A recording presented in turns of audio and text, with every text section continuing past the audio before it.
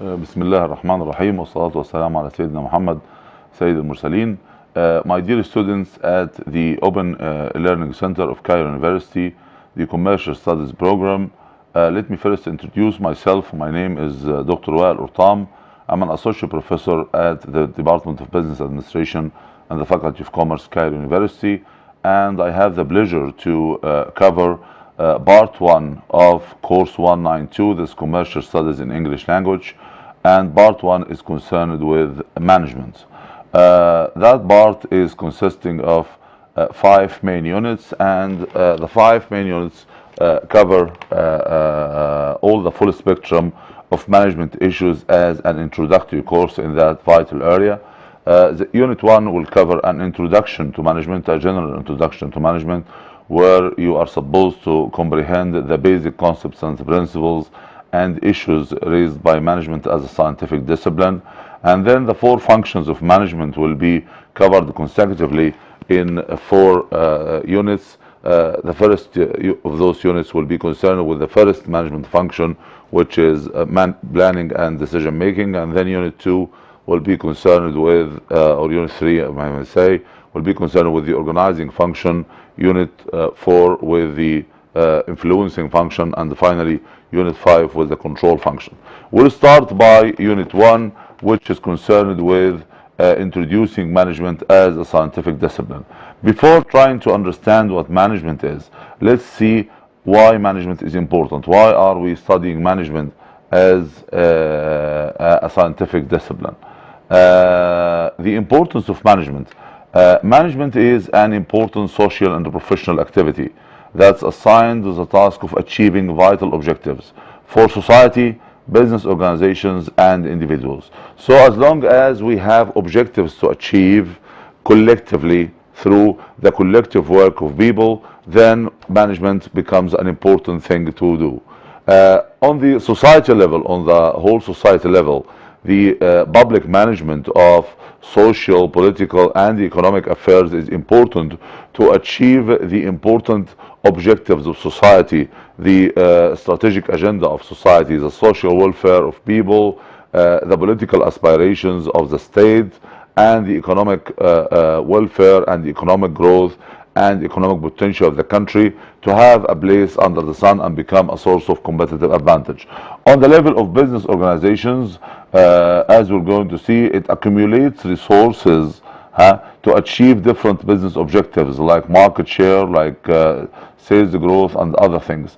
On the individual level also, management is important. It's very important for everybody of us on the individual level to manage his or her resources to achieve aspirations, and management gives us a chance for self-development, for getting on career paths that's going to turn us into successful professionals. So management is very important on the societal level, on the business organizational level, and individual level. All right, if management is important, for sure we'd like to know what management is. There are so many definitions of management. You'll find some of them in the book, but the overall most important definition of those is defining management as a set of activities, a set of things to do. Management is 4 main activities: planning and decision making, which is making, we're going to get into details of each function, but planning and decision making is deciding on what to do in the future, deciding on future directions of your business. We're going to engage in that line of business, and we're not going to engage on that line. Organizing, we organize the work, which mainly means 3 things. First, we decide on the tasks that need to be done, and we allocate or assign these tasks specific units within the business. Second, we set the line of authority and responsibility relationships, or what we call reporting relationships. Who is the boss, who are the subordinates, and how are they going to do the work assigned to their business unit. And finally, setting the lines of upstream and downstream communications, how people communicate and share information and engage in joint decision making together. Influencing is simply guiding people toward achieving their own individual objectives through achieving organizational objectives. So influencing is getting people to do what they are supposed to do in order to achieve organizational objectives and reap the benefits coming out of this. Control is simply meaning that we are making sure that the company is on track to achieve its objectives. And in the case of not being on track is the job of control process to suggest corrective actions that should be taken in order to get the company back on track to achieve its original objectives. All these four activities are directed at what? At organizational resources. Some resources that we have available to achieve the objectives. You cannot achieve objectives, of course, without resources. So it's very important to look at the resources made available to the organization. We have four main kinds of resources generally. Human resources, people, accountants, engineers, marketeers, labor, all kinds of people who are employed by the organization to achieve its objectives. Financial, of course, is money, capital, the money made available to the organization to buy its main assets and to repay its loans and all other main uses of money. Physical resources like buildings, like cars, like raw materials, these are the physical assets also that should be capitalized on or used to achieve organizational objectives. And finally, information, the knowledge assets as we call them, the know-how made available to humans on how best to use the financial and the physical resources to achieve organizational objectives. So actually these resources are tied together. Humans use information to make the best capitalization of financial and the physical assets to achieve objectives. So the final aim or the ultimate aim of management is with the aim of achieving organizational goals in an efficient and effective manner. And allow me to take a minute here to explain two important concepts: efficiency and effectiveness. Efficiency it means that you are achieving your objectives with the minimum use of organizational resources.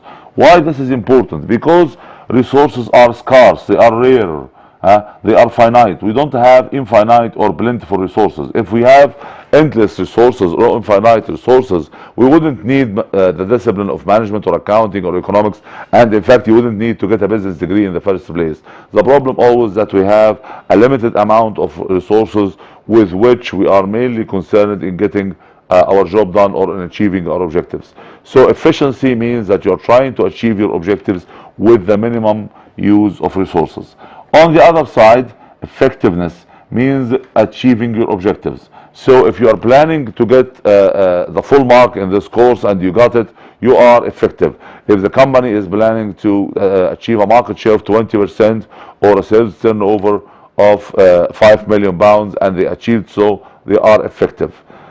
Being efficient doesn't necessarily mean that you are effective, and being effective doesn't necessarily mean that you are efficient, which means that you have to pay equal attention to achieving your objectives, reaching your ends, but with the minimum and most efficient use of available resources. So let me sum up again. Three main parts comes to this definition: set of activities, planning, decision making, organizing, influencing, and controlling, directed at organizational resources, human, financial, physical, and the information, to achieve organizational goals while maintaining efficiency and effectiveness. What are the functions of management? As we have seen them, they are the four main things. But what I would like to point out here is that, of course, we say that we have four main functions of management and we explain them one by one.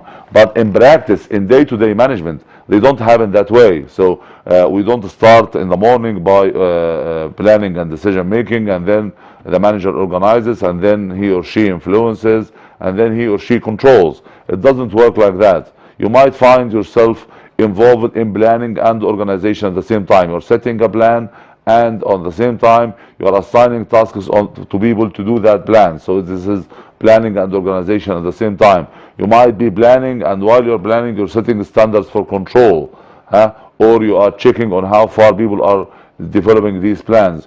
And you are guiding people throughout all management functions. You are influencing them to do what they are assumed to be doing in the process of their jobs. So actually, it's not a tidy step-by-step manner. Management is a continuous process. So the functions of management don't usually occur in a tidy step-by-step manner. Management is a continuous, ongoing process, and managers are likely to be engaged in several different activities simultaneously. This is the buzzword, at the same time. They are supposed to be doing this at the same time. All right. What are the kinds of managers? We have so many kinds of managers in organizations, and there are two main categorizations for managers. First, according to organizational level, according to the level in which they are in the organization. So if you looked at the organizational structure, you'll find at the top of the structure whom we call top managers. Top managers are the main guardians of the organization, are the main guiding fathers of the organization. They are assigned with what we call strategic decisions. Strategic decisions mean decisions that are concerned with achieving the strategic objectives. The word strategy is a word we got from military sciences, and strategy means three things. One, you are talking about core objectives, the main objectives. You are not talking about a small objective like meeting the inventory demands of today, or replacing a driver that had a reason to be absent. No, we are talking about, I'm not saying that these things are not important, but much more important is where are we going to be 5 years from now. So a core objective like market share, like sales volume, like brand equity, like workers' motivation and commitment, these are major objectives. Having recent edge technology, these are the concern of top managers. Core objectives in the long term, and they are very strongly environmental related. Managers have to be able to achieve, top managers have to be able to achieve these objectives within a specific environment. When we talk environment, we talk about two environments: the internal environment, of the company, what happens inside the company, and the outside environment, the economic, political, legal, social and competitive environment, and also the company's relationship to its suppliers, distributors, customers, and so on. So top managers are concerned with making strategic decisions that achieve strategic objectives, which are core objectives, long-term objectives, 3 to 5 years at least, even could extend to 20 years or so, and within a very good understanding of their environment. So they're trying to achieve the best strategic match between the company's capabilities and the external environment. Middle managers are responsible for communicating these strategic plans to lower levels of management. Yani middle managers translate the strategic plans into what we call tactical plans, and these tactical plans translate the strategic plan into activities that should be done by lower level management. Let me give you an example. If the company is planning to have a major advertising campaign, the middle managers will translate this into plans to communicate with advertising agencies, plans on delivering the message to be delivered, plans on the media that is going to be used, and they push that down to first line managers. So middle managers are the liaison officers, if I may say, are the link between top managers and the rest of the company. They take the strategic plans, translate or interpret these strategic plans into tactical plans, which can be done by the different functional business units within the organization. The first line managers are those managers that are responsible for preparation of operational plans. Operational plans are turning tactical plans into day-to-day activities. So if we said that we're going to do an advertising campaign, and this has been translated by middle managers into tactical plan and pushed down to first line managers, they take this and they prepare what we call action plans. These decisions, who are the persons accountable and empowered to do them, what is the budget needed, and what is the time plan or time horizon needed. And accordingly we say, today we have an activity today to contact the people at the advertising agencies, tell them what we need to do, and agree with them on the initial lines for the advertising campaign. Today we're going to the studios to shoot an advertisement for the product, and so on. They turn this into operational plans and they give this to operators. First line managers give operators their orders to achieve on day-to-day basis. What I would like to point out here that it's very important to notice that top managers are not more important than middle managers, and middle managers are not more important than first line managers. First line managers are not more important than operators. It's simply a division of labor, a division of what everybody should be doing. But it's not saying lots of top managers' decisions will never succeed unless properly translated by middle managers, properly operationalized by first line managers, and properly implemented by operators. The other important categorization of managers is according to functional area. And according to functional area, we have what we call marketing managers. Marketing managers are those responsible for the exchange processes in the organization, those responsible for facilitating the exchange of goods and services with customers and distributors. The company is providing value through these products and services and receiving money or profit for exchanging them with the target customers. Of course, the marketing management involves four important areas: managing the product, managing the price, managing the place or distribution, and managing the promotion or integrated marketing communication. We call this the marketing mix. The marketing managers are assigned with managing this marketing mix to achieve the marketing objectives of satisfying customers and yet at the same time ensuring the company's profitability. Financial managers, as you probably know, are those responsible for all the financial flows and inflows and outflows of the organizations. They are responsible to secure the finance from either owners or financial institutions, other financial institutions like banking and other lending agencies, and make sure that this money is properly invested in the important and the profitable areas in which the business is operating. So financial managers are the intermediators, making sure that the company is receiving adequate money and investing this money in appropriate areas. And as you know, of course, from accounting courses, they are responsible also for making all the financial reports and statements that are used by internal and external parties in the organization. Operations managers are responsible for what we call conversion activities. They take all the inputs of the physical inputs, the raw materials, and they turn them into viable products or services. We used to call them production managers, but because now service organizations represent an important part of the any economy, the national economies and the global economy as a whole, we call them operations. So it's a word that can fit both manufacturing and services. So operations managers actually very much are responsible for all the activities that's going to lead at the end of turning raw materials and other inputs into products and services that can be used by customers.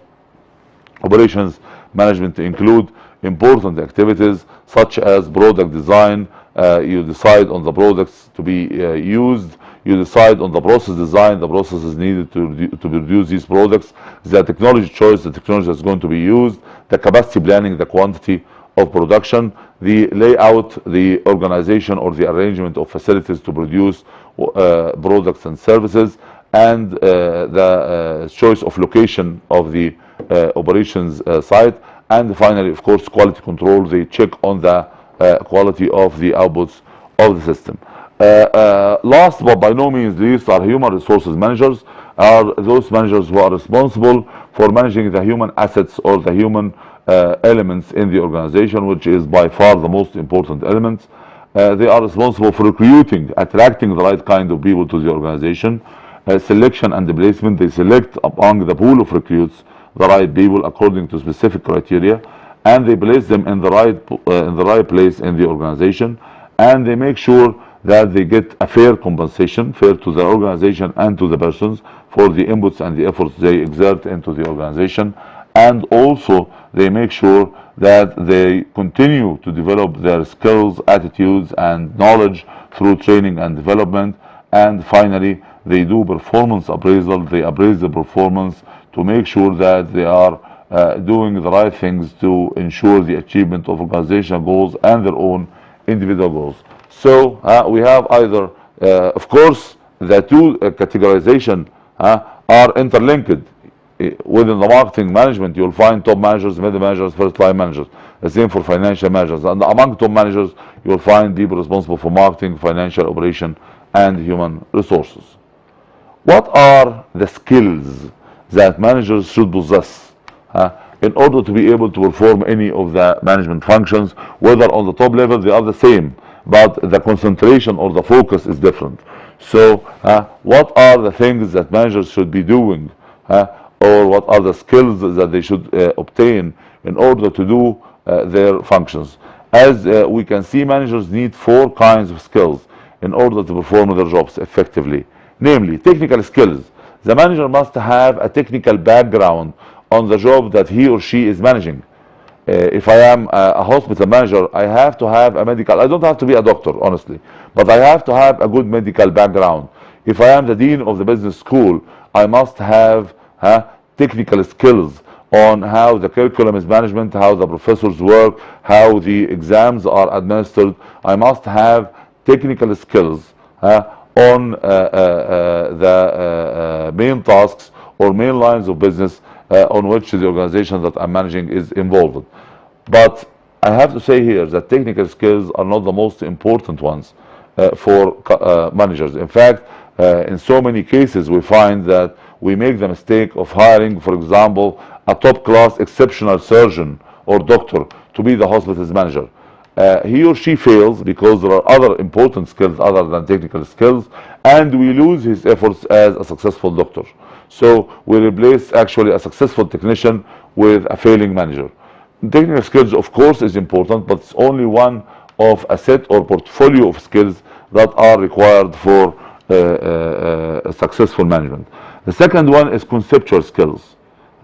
Your skills, your ability to think, your ability to analyze, your ability to describe situations, your ability to understand situations insightfully and deeply, and conclude important conclusions out of this. So if sales are decreasing, I wouldn't jump and say this is the fault of salespeople.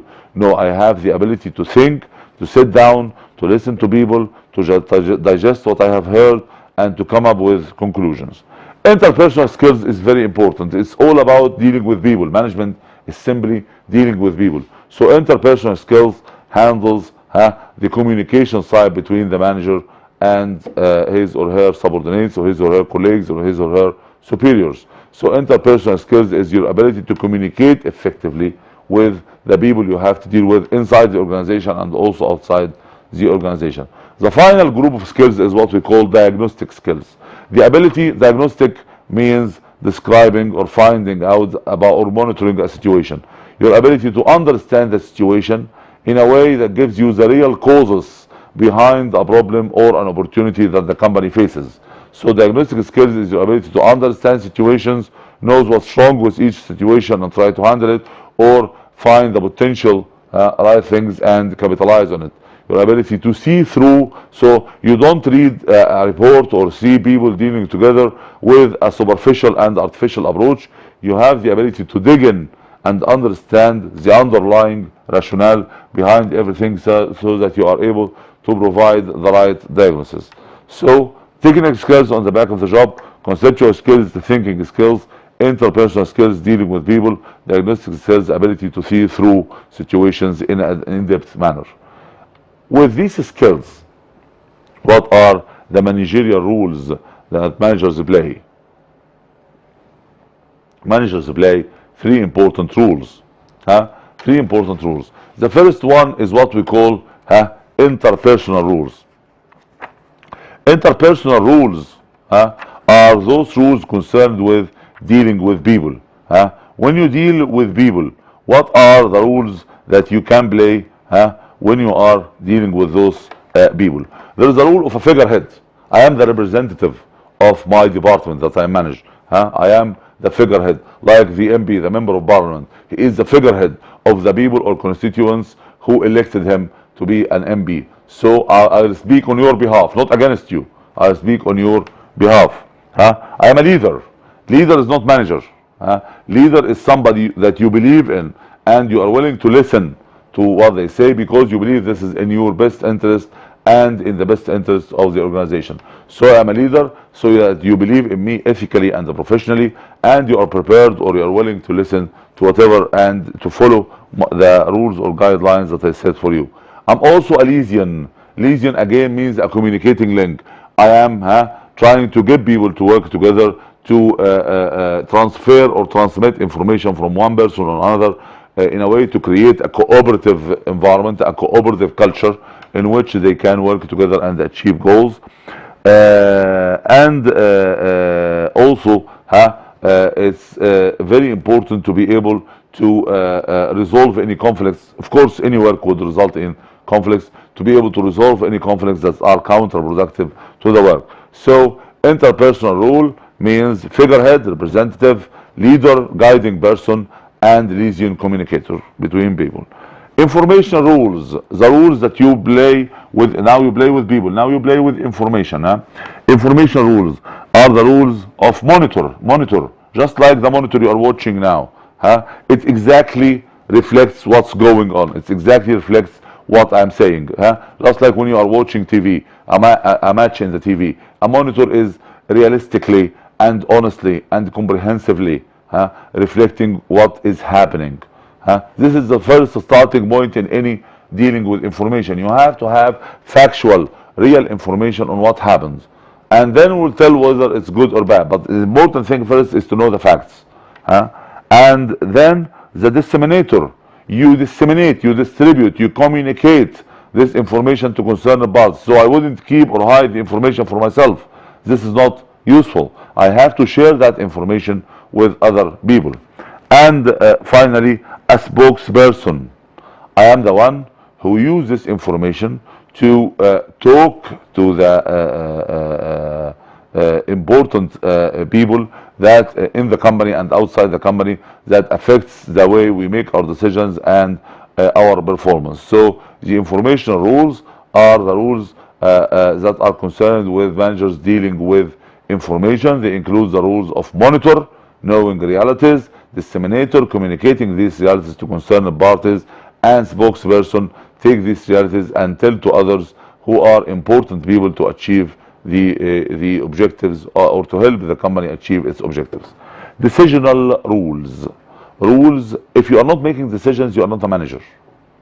Even if you have 1,000 titles of manager, general manager, marketing manager, managing director, if you are not making decisions, you are not a manager. Decision making, as we're going to see, is the essence of management. What are the rules we should play in that decisional rules? There is a rule of entrepreneur. Entrepreneur means somebody who is creative and innovative and also always finding new business opportunities, like all the famous business persons that we hear of: Bill Gates, Henry Ford, Ahmad Osman. All these big names are entrepreneurs. They are able to find or spot business opportunities and capitalize on these business opportunities to create a profitable and viable business that stands over a long time. Also the rule of disturbance handler, problem solver. He has the ability to be quite calm, to think thoroughly, and to come up with solutions to chronic and acute problems. Customers are complaining. There are lots of distributors who are dealing with competitors. You have to find a way of handling these disturbances. And and also a resource allocator. I have a budget of £1 million. How would I allocate that budget? This will determine to a large extent how far am I going to be successful. So if I'm the marketing manager and I have that £1 million Egyptian pound budget, would I devote most of it to TV advertising, for example, or to incentives for distributors, or to commissions for salespeople, or for participation in world fairs? What should I be doing with the budget? How should I allocate it? How should I allocate the people? How to put the right person in the right place, as we always say? How we allocate the information? Who will be responsible for generating and disseminating and responding to information? And finally, the negotiator. I'm someone who negotiates on behalf of my business unit or my organization. And negotiation means exchange of benefits and values. So you must be able, as a negotiator, to become an effective negotiator who would deliver what the other party is expecting for getting the important things that help him or her in achieving their objectives. So again, decision rules: entrepreneur, creative creative and innovative ways of finding business opportunities, disturbance handler, quick and calm problem solver, resource allocator, effective allocator to achieve objectives, and finally negotiator, able to exchange values with important parties in order to achieve the company's objectives. All right, so an important question: is management a science or an art, or both? Of course, management as an art is much older than management as a science. If you looked at the pyramids, of course, for sure, there has been a very strong management system behind building these pyramids. It was a whole management process. So, management is a hybrid human activity. It's not merely a science, and it's not merely an art. It's an art, an old art, that has been a science adopted by scientific departments, where now we have academic degrees, diplomas in management, academic research. Management is a hybrid human activity comprising diverse elements of science and art. But where is the starting point? Is it science or art? Science.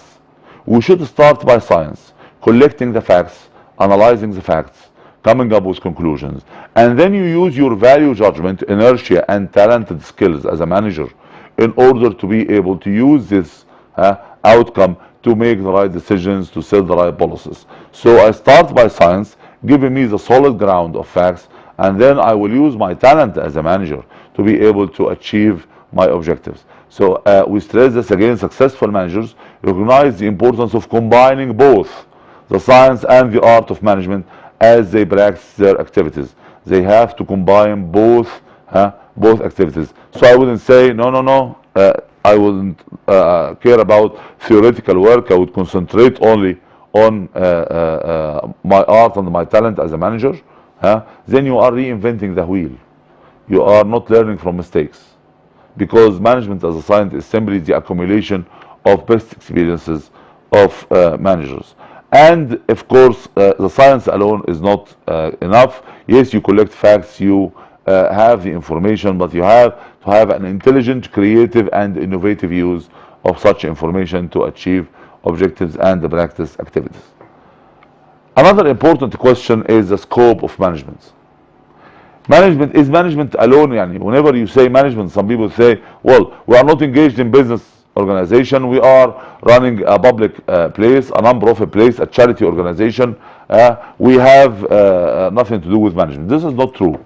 As long as, look at the definition of management, as long as you have resources and you are trying to achieve objectives with these resources, and you need to plan, you need to organize, you need to influence, you need to control, you need management. As long as there are objectives, resources, and the management activities, you management. If you look at the definition of management, you won't then find the word profit anywhere. It's not only for profit, whatever your objective. Okay, so management is a universal activity, a general activity that can be applied anywhere, that's applicable to all kinds of organizations.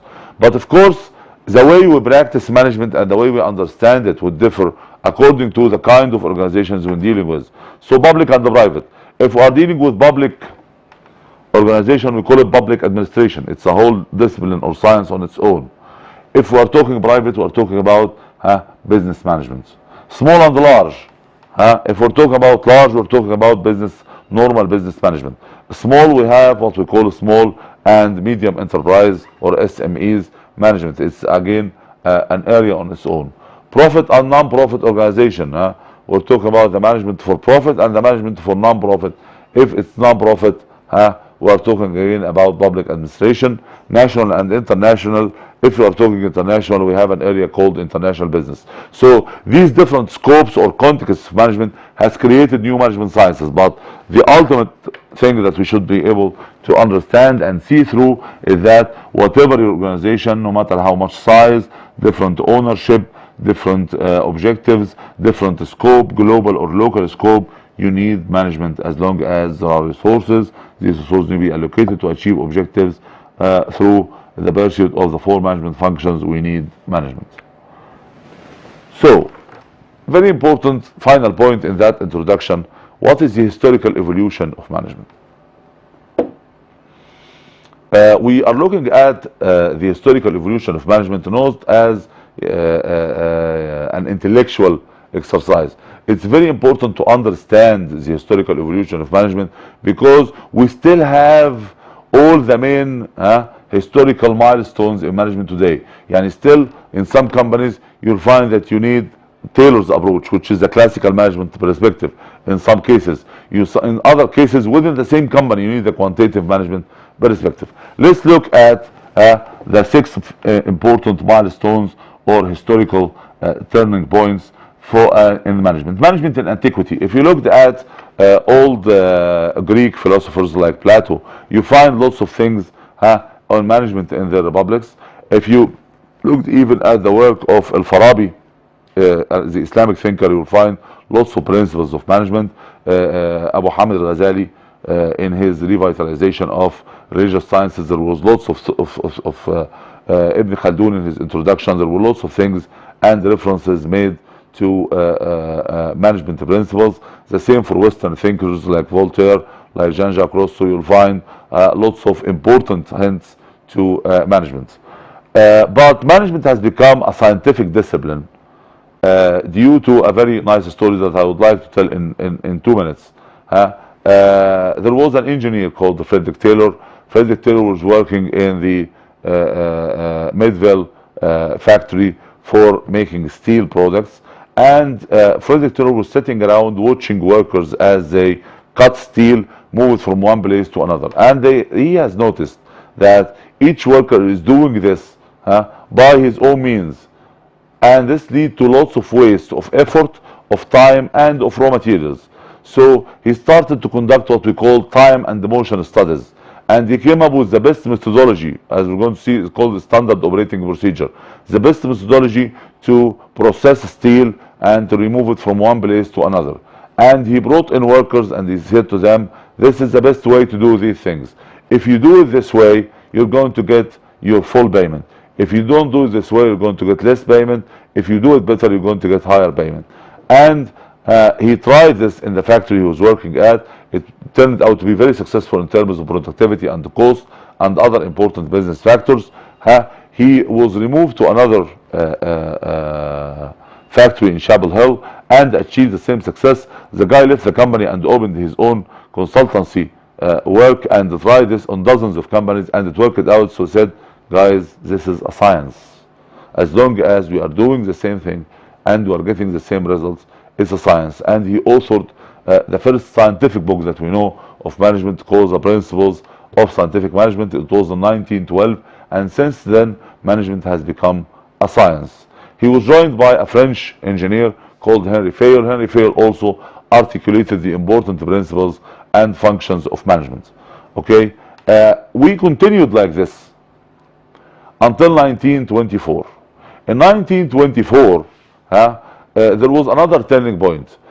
Taylor and Fayol claimed that people go to work to satisfy their material needs. He didn't say that they don't have social and psychological needs, but he said that social and psychological needs are satisfied outside the workplace. In 1924, the General Electric Company had a very nice experience. It called the Hawthorne experience. The name was the town in which the factory for that experiment happened. They were experimenting the impact of light, which is a material thing, on the productivity of labor. They brought in 60 female workers assembling light bulbs, and they started doing the experiment. They raised the level of light and productivity went up. They reduced the level of light, productivity kept going up. They reduced it further, productivity kept going up. It was almost dark and the productivity is still going up. They stopped and say, come on, there's nothing unphysical here. This is not a physical story. There's something psychological. They called Elton Mayo. Elton Mayo was an Australian professor, but at the time he was the visiting psychologist at Harvard University. And they said, look at those people and tell us their productivity is going up despite the difficult physical condition they are in. And he came up with 2 conclusions. Those people has the productivity going up because, one, for the first time in their lives, they felt that management is interested in them as human beings. 2, they have created social network of relationships that motivated all of them to work together. So here we start recognizing that social and psychological needs are also fulfilled in the workplace, and lots of us would move from one job to another for psychological and social reasons, not for financial reasons. And we call that the behavioral management perspective, or what we call the human relations movement. By 1945, by the end of the Second World War, during the Second World War, the Allies, America and its European allies, Britain and France, they needed to plan their major campaign on Normandy to liberate France and beat the Nazis. They had specific resources and they need to achieve lots of objectives. So they brought in mathematicians, management scientists, statisticians, people from different disciplines, and they asked them to develop new techniques that allows them to use these resources to achieve objectives. And they call these techniques operations, because of military operations research. After the end of the war in 1945, these techniques moved to industry, because industry faces the same situation. We had resources and limited resources, and we need to achieve lots of objectives with these resources. So we call this the quantitative management perspective, because simply it calls on managers to turn all problems into numbers, numerical values, and then these techniques will come up with the best solution. After that, in the 60s, a Russian guy called Igor Ansov came up with the systems perspective. He said that everything in the business can be configured as a system composed of inputs, processing, outputs, and feedback. For example, let's look at the organization as a system. It's receiving inputs, raw materials, money, information, and so. And they do processing. The operation system will do the production job. The marketing system will do the selling job. The information system will turn data into information, and all this will be in the output of a specific quality of products and services, the output. And then the quality, the feedback, will check on the output to make sure that it's of appropriate standards. If not, then what we need to change, we need to change the inputs or the processes or maybe the output standards. So it's as simple as we look at each, we can do this at each level of the organization, even on the individual person level. We can imagine him or her as receiving inputs, doing some processing, bringing out outputs, and ensuring that these outputs meet its main ends. The contingency perspective appeared in the 70s at the hand of a British management researcher called Joan Woodward. Joan Woodward said that no one of these perspectives is superior to all others. You might find that you need to use the classical management perspective in some contexts today. So she said that we should adopt the right perspective for each situation. That's why some people call the contingency perspective the situational perspective. There's no one best perspective. Each perspective will depend on the people, will depend on the technology, will depend on the culture, will depend on the management style. Then the classical management perspective might be valid for some situations, the behavioral management perspective for some situations, quantitative management for other situations, and systems perspective for other set of situations. So actually, we need to decide through these contextual variables like technology, like business lines, like the macro environment, on the right management perspective. There is no one best perspective. This concludes actually the first unit of our management part, and very quickly I would like to say what we have covered. We have covered the importance of management, what management is, the definition of management, the different kinds of managers, the skills that a manager must obtain, the roles that he or she plays in the organization. We asked the question of whether management is a science and an art, and said it's both. The scope of management, which said that the applicability of management is universal. And finally, we looked at the historical evolution of management. We will move to Unit 2, Managerial Planning and Decision Making. And it's the first and most important job that managers do, planning and decision making. Why are they tied together? Because planning is simply, or the heart of planning is making decisions, as we said, about the future. What is planning? Very simple. Planning is setting an organizational goals and deciding how best to achieve them. Deciding on where you want to go, how do you want to go there. I would like to go to Alexandria and I will take my own car. So I set a goal and I decided on the means to achieve this goal. So we would like to sell 1 million units, and for this we're going to produce so and so products. We're going to market them in that way. We're going to buy the raw materials from that supplier. So it's two important parts. We set organization's goals and decide how best to achieve them. What are the steps of the planning process? What are the steps that we go through in order to conduct planning? There are 4 main steps of the planning process. Don't plan unless you know where you are. That's why the first step of planning actually is not planning, is deciding where you stand now. It makes a whole lot of difference if I said that I would like to go to Alexandria and I'm now in Cairo, or I'm now in Paris, or I'm now in Washington. It makes all the difference.